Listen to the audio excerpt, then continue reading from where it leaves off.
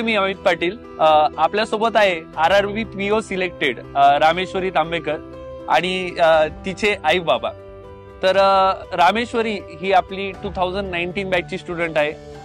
सोबत प्रिपरेशन चालू असताना लवकर जॉब व्हावा ही तिची खूप मोठी मनीषा होती आणि त्या पायी तिने मध्ये इन बिटवीन 1 वर्ष ऍक्सिस बँक सुद्धा जॉईन केलेलं होतं. तिचं एज्युकेशन BSc मॅथ्स मध्ये झालेलं आहे. तर आपण सगळ्यात पहिले रामेश्वरी, तुझं अभिनंदन. काका काकू तुमचंही अभिनंदन. रामेश्वरीचे वडील हे PWD मध्ये इंजिनियर आहेत. तर माझा असं पहिला प्रश्न तुला असा असेल की हे सगळं प्रिपरेशन चालू असताना हर्डल्स बऱ्यापैकी येत होते, बऱ्यापैकी आपली काउन्सिलिंगचा सेशन सुद्धा व्हायचा. तर या गोष्टींमध्ये तू in between private job join केला. तर तुला असं काय स्टक झालं की ज्याने तू जॉब सोडून तू परत एकदा गव्हर्नमेंट जॉबच्या मागे प्रिपरेशन करायला लागलीस? जेव्हा माझं 1 वर्ष झालं पूर्ण एका प्रायव्हेट बँकेत मी जॉब करत होती, तिथे 1 वर्ष झाल्यावर कुठेतरी असं फील झालं की इथे आपण लाईफ लॉंग वर्क नाही करू शकत, कारण इथे असलेला मार्केटिंग किंवा बाकी सगळं प्रेशर याच्यामुळे मला तेव्हाच माहीत पडून गेलं होतं की इथे आपल्याला ड्रॉप करणं आणि लवकरात लवकर अजून कॉम्पिटिशन वाढायच्या आधी आपण स्ट्रगल करून लवकरात लवकर एक कोणता तरी स्टेबल जॉब करावा. त्यासाठी मी ते ड्रॉप केलं आणि लगेच 2021 मध्ये माझं प्रिपरेशन गव्हर्नमेंट एक्झामसाठी चालू केलेलं आहे. अच्छा, मला सांग, जो 1 वर्षाचा गॅप पडला होता त्यानंतर परत अभ्यासामध्ये फ्लो यायला वेळ लागला का? वेळ तर लागला, पण माझं प्रीचं पहिल्यापासूनच, मी जेव्हा प्रायव्हेट बँकेत जॉब करत होती तेव्हापासून माझं प्रीचं तर चालूच होता थोडा थोडा स्टडी. मला स्टक कुठे झालं तर ते मेन्सच्या एक्झाम मध्ये झालं, तर त्यासाठी मला कुठेतरी वेळ लागला. अच्छा, अशा कोणत्या गोष्टी आहेत, अशा कोणत्या चुका आहेत ज्या विद्यार्थ्यांनी जर केल्या नाही तर त्यांच्या सिलेक्शन मध्ये ही प्रोसिजर फास्ट होऊन जाईल?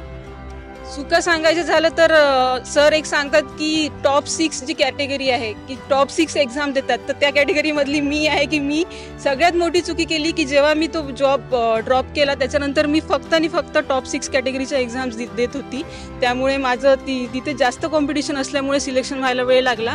त्यानंतर कॉन्सिस्टन्सीमध्ये पण थोडी पुढे मागे होत होती, कॉन्सिस्टन्सी नव्हती, पण तेच मी नंतर ओव्हरकम केलं आणि त्यानंतर मग बरोबर स्टडीला पुन्हा प्रिपरेशन स्टार्ट. मला आठवतंय की जास्तीत जास्त वेळेस काउन्सिलिंगला रामेश्वरी यायची.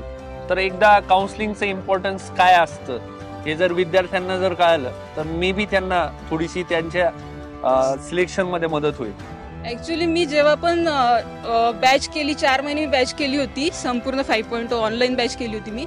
त्यानंतर अमित सरांच्या गायडन्सनुसार आणि आकाश सरांच्या गायडन्सनुसार, त्याच्या पलीकडे मी काहीच केलेलं नाहीये. आकाश सरांचा मंथली स्ट्रॅटेजी सेशन जो मी नियमित फॉलो केलेला आहे, व त्यानंतर प्रत्येक 7व्या दिवशी मी अमित सरांकडून काउन्सिलिंग करून घेतलेली आहे. मॅथ्ससाठी जे मेनसाठी लागते प्रोबॅबिलिटी परम्युटेशन, हे टॉपिक खरंच मेन्सुरेशन झालं. ते सरांनी सांगितलं होतं की ड्रॉप नका करू, तर तेच मी पहिले ड्रॉप केले होते. त्याच्यानंतर हे 3 टॉपिकमुळे मी म्हणू शकते की कुठेतरी मला हेल्प झाली लीड घेण्यासाठी वगैरे, आणि माझा रिझल्ट आलेला आहे. त्याच्यामुळे काउन्सिलिंग करणं, सरांना नियमित स्कोअर दाखवणं आणि बाकी सगळ्या गोष्टी काही अनालिसिस करून घेणं हे खूप जास्त इम्पॉर्टंट राहिलेलं आहे यासाठी.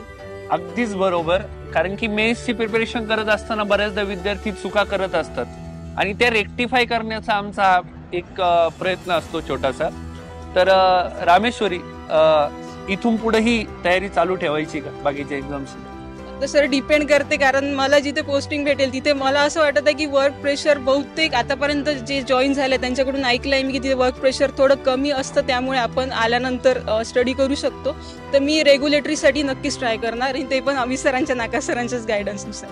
नक्कीच तुझ्या त्या प्रयत्नांनाही यश भेटो अशी माझी इच्छा आहे. तर ओव्हर टू युअर फादर. नमस्ते काका. सगळ्यात पहिले रामेश्वरीचं जे काही सिलेक्शन झालेलं आहे त्यामध्ये तुमच्या दोघांचा हा एकदम मोठा वाटा आहे, कारण की आपली मुलगी एक बँकेत ऑफिसर होणं ही महत्वाची आणि गर्वाची गोष्ट आहे. तुम्ही गव्हर्नमेंट मध्ये यासाठी धन्यवाद देतो मी संकल्प फाउंडेशन आणि आकाश सर, अमित सर. हे जे काही घडलं आहे तर आम्ही पहिल्यांदा ते बेंगलोरला तुमचं ऍक्सिस बँकेचं जे काही केलं होतं, त्याच्यानंतर तिने जेव्हा नोकरी सोडली, पहिला जॉब सोडला, तर त्यावेळेस असं वाटलं की म्हणजे असं व्हायला नव्हतं पाहिजे. पण आज त्याचा म्हणजे आनंद वेगळा आहे की त्याच्यामुळे RRBचं सगळं सेशन पार पडलं. आमचा तर पहिल्यापासून विरोध होता तिला जॉईन करू नको, परंतु एक काय राहतं, एक तिच्या सेल्फ रिस्पेक्ट नावाचा प्रकार खूप मोठा आहे. तिला असं वाटत होतं की यार मला कुठेतरी लवकर जॉब भेटावा, पण चुका केल्याशिवाय माणूस पुढे जात नाही, बरोबर. तर माझं एवढं म्हणणं आहे की जे काही पॅरेंट्स सध्याला प्रिपरेशन करणारे विद्यार्थ्यांचे आहेत, त्यांना तुम्ही काय मेसेज द्याल की बाबा आपण आपल्या पाल्यांना कशा पद्धतीने सपोर्ट केला पाहिजे वगैरे?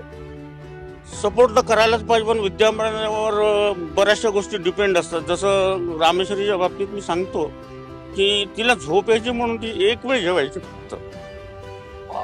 म्हणजे सुरुवात खरी या गोष्टीपासून झाली आहे. शेवटी कोणाला कसं मेसेज देणे की आम्ही मोठे झालो नाही अद्याप, तरी पण सिया समुंदर से कुछ ना कुछ निकल के आएगा, अपनी मेहनत का नतीजा जरूर निकल के आएगा. नक्की, अगदीच बरोबर बोललात तुम्ही. मेहनत का नतीजा कभी ना कभी तो निकल के आएगा जरूर. तर ह्या नोटवर काकूंना 1 मिनिट फक्त बोलायची संधी द्या. काकू, रामेश्वरीचे किती फोन यायचे तुम्हाला दिवसभरातनं, आणि अभ्यासाचं किती बोलायची ती? जास्तीत जास्त अभ्यासाचीच बोलायची आणि बाकीच्या गोष्टी कमी बोलायची, अभ्यासाच जास्त बोलायची. आणि तुमचा काय सल्ला राहायचा तिला नेहमी? नाही, मी तर काहीच सल्ला द्यायची नाही, कारण मी गृहिणी आहे. मी तिला एवढंच म्हणायची की तू जे करते ते अभ्यासाच करते आणि ठीक करते, बस. मी काहीच बोलायचे नाही. आणि ती जे आज आहे त्याच्याबद्दल मला खूप आनंद होत आहे, बस. मी एवढंच आहे. अगदीच. तर आपल्यासोबत रामेश्वरी होत्या. नक्की सगळ्यांना फक्त एवढाच सल्ला देईल की जो कोणी RRB झाला असेल किंवा आणखी झालं असेल आणि इथे थांबून नाही. पुढच्या ज्या बँक्स असतात बँकिंग क्षेत्रात, मला तेवढं काही कळत नाही, पण रिझर्व्ह बँक आहेत किंवा आणखी मोठ्या बँक्स असेल त्यासाठी त्यांनी जरूर ट्राय करावा. म्हणजे अशी मी सगळ्यांना म्हणजे माझ्यातर्फे विनंती करील आणि त्याबाबत शुभेच्छा सुद्धा देईल. नक्कीच. तर या नोटवर त्यांचं असं म्हणणं आहे की रेग्युलेटरी बॉडीज जेवढ्या काही आहेत, नाबार्ड असू द्या, सिडबी असू द्या, CB असू द्या किंवा RBI असू द्या, तर सिलेक्शन झाल्याच्या नंतर ते पुढच्या मोठ्या मोठ्या पोस्टचं प्रिपरेशन सुद्धा तिथं आपल्या विद्यार्थ्यांनी करत राहावं. तर खूप खूप अभिनंदन परत एकदा. तुम्ही खूप छान सल्ला दिला त्याबद्दल.